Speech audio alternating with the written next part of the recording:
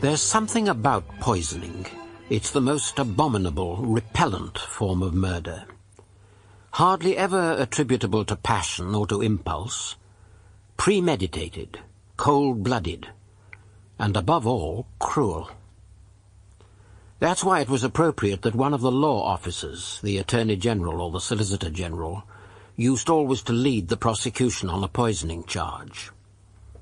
That's why it was absurd that murder by poison didn't rank as a capital offence in the Compromise Homicide Act of 1957.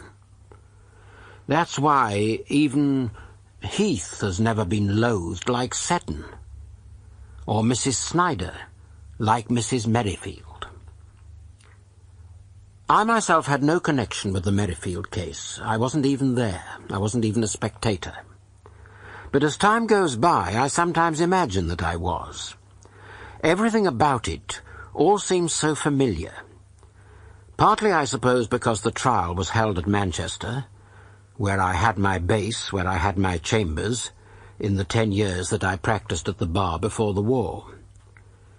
Partly, I suppose, because the crime alleged, occurred at Blackpool, where as a kid I often went for holidays, and where later I often fought in the busy local courts. And partly because defending counsel was one of my close friends, and we often talked over the case, before his untimely death not long afterwards. That's just by way of personal explanation.